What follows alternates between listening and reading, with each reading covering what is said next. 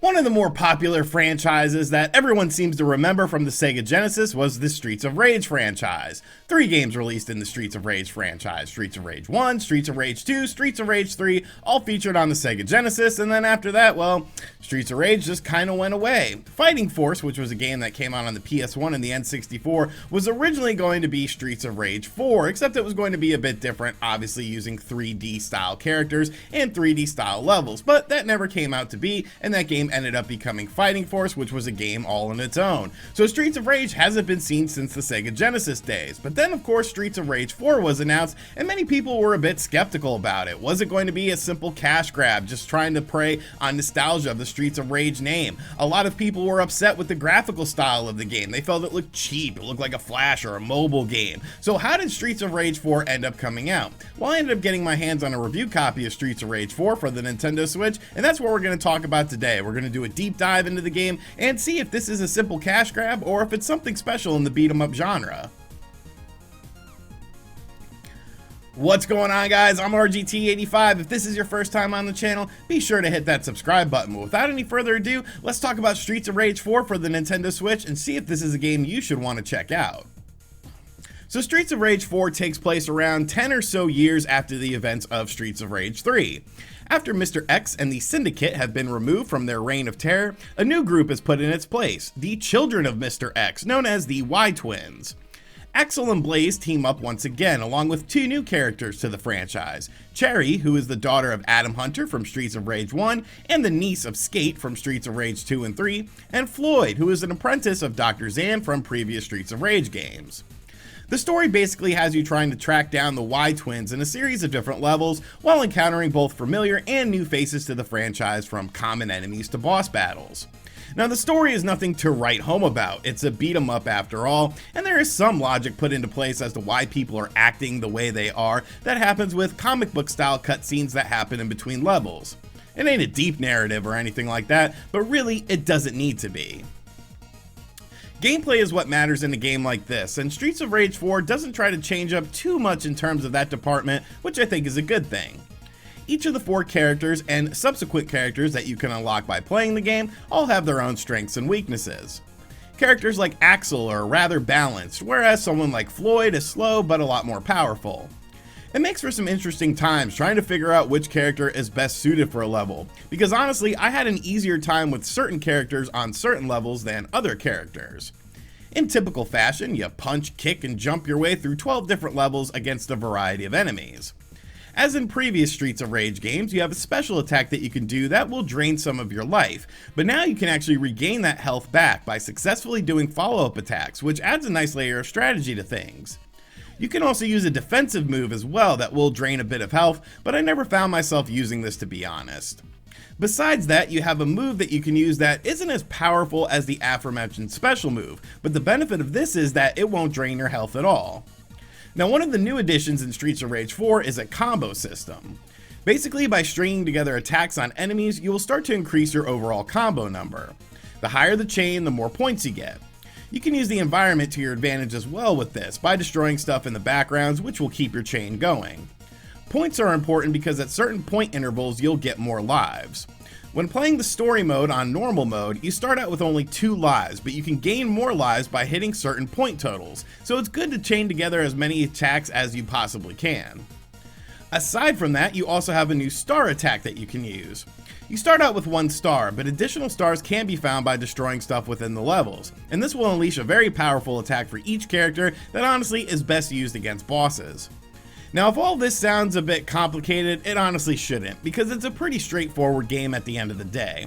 There's just a bit more here than you can do with previous Streets of Rage games, which I think is cool. At the end of each stage, you get a score, which is based on a few different things.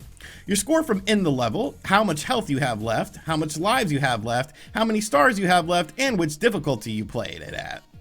Your score continually is tracked, and your progress is posted to an online leaderboard system so you can see how you stack up against others. The much cooler thing about getting a high score, though, is that you can unlock pretty much every playable character from previous Streets of Rage games as your score continually climbs. I've unlocked all of the characters from Streets of Rage 1, which are already in the game, but now they're in the game in 16-bit sprite format.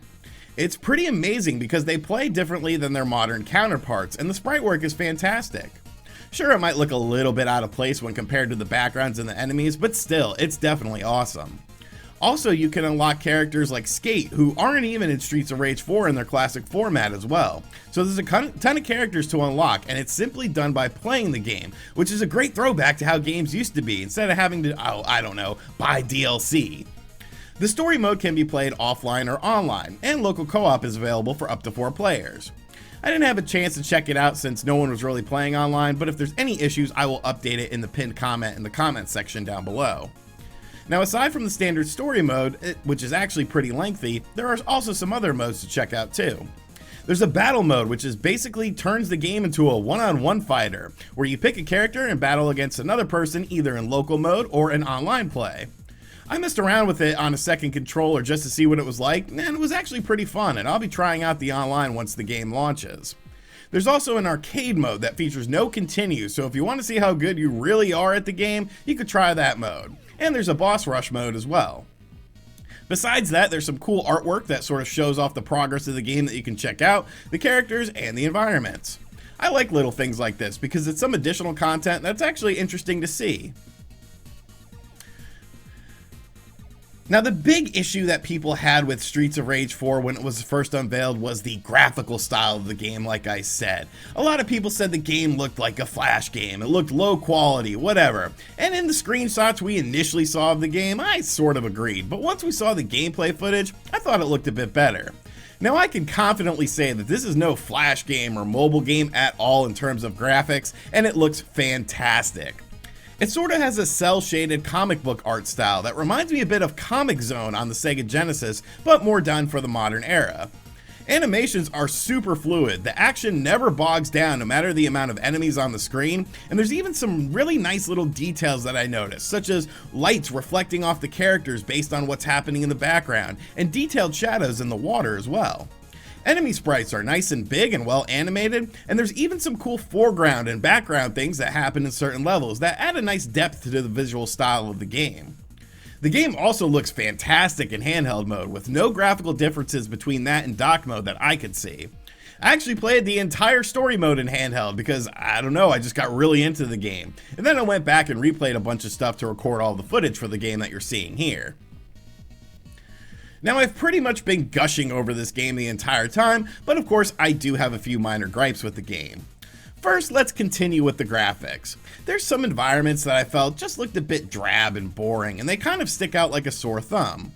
Granted, you aren't in these areas for very long, but a little more color variety or some stuff happening in the background would have probably helped those levels out a bit. Another thing I noticed is that there's a bit of inconsistency with enemy attacks sometimes. Some enemies will throw things at you, such as poison bottles, which will land on the ground and impact both you, themselves, and the other enemies in the area. But then you have things like grenades, which only impact you and nobody else. I found this to be a little bit annoying. I'd rather have everything impact everyone or just my character, not one or the other trying to find some sort of in-between thing. And finally, one thing I haven't talked about yet is the music in the game. Streets of Rage is of course known for a fantastic soundtrack, but I personally felt, this game felt a little flat in the soundtrack department. Now, I'm not saying it's bad or anything like that, and there are some really good tunes that you'll hear in the game, but I just didn't think overall it was as catchy or as memorable as previous Streets of Rage games like Streets of Rage 2. I'm pretty casual with the Streets of Rage franchise, but I remember a ton of songs from Streets of Rage 2, and I just don't have the same feeling with Streets of Rage 4's soundtrack. Granted, maybe it'll grow on me, and music is subjective anyways, but I did just feel like mentioning that. Overall though, Streets of Rage 4 is a certified banger. I feel like many people were expecting this game to be a cheap cash grab or rely too much on nostalgia, but it really doesn't. This is almost Sonic Mania levels of fan treatment here. There's tons of content for veterans of the franchise, fun secrets hidden in the game as well. I suggest you play as a classic character and hit an arcade machine you find, but it's still accessible enough for people who have never played Streets of Rage to just jump in and have fun if they're a fan of the beat-em-up genre. I honestly had more fun with this game than I thought I would, and was surprised at just how much content was in here. Yes, I did order the physical edition from Limited Run Games, but honestly, I think it's worth it.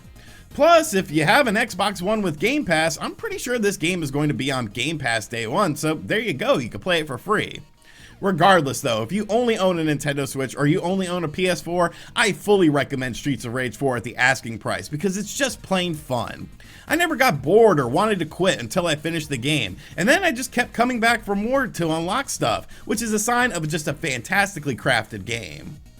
Alright, so those are my thoughts on Streets of Rage 4. Like I said, we covered the Nintendo Switch version of the game, but considering how good this game looks and runs, I'm sure the PS4 and the Xbox One versions are very indicative of the Switch version, maybe even a little bit better, who knows. But I think the Switch version of this game is fantastic. Like I said, I was really blown away with just how much fun I had with this game. Beat 'em up games, you know, they can get monotonous, they can get sort of boring at times, but I never really felt that way with this game. I always wanted to see what was next, what new characters I was going to unlock next, what new areas there was going to be, and it's just an overall fun game. And I'm really looking forward to getting the physical edition of the game as well because, well, I mean, physical editions of games are cool. So those are my thoughts on the Streets of Rage 4 game, and I highly recommend you check it out if you're a fan of beat 'em ups. So let me know in the comments section down below what you think of how I presented Streets of Rage 4. Is this game on your radar? Do you plan on checking it out? Are you a fan of beat 'em up games? If you're not a fan of beat 'em up games, I don't know why you watch this video, but I thank you for watching this video anyways. And as always, guys, thank you to everyone who watched this video. If you're new to the channel, make sure you subscribe and turn on notifications. Be sure to check out other videos on the channel. As an added little bonus, this video isn't sponsored by DoorDash, but I'm going to put a DoorDash link in the description box down below. If you've never used DoorDash before, you could sign up with that link and save a little bit of money on food orders because I use DoorDash a lot and I get a little kickback from it. I'll get stuff in my account. You get free stuff, I get free stuff, everyone gets food. Like, that's a great thing, baby. That's a great thing. And as always, I'll catch you guys on the next video. Later.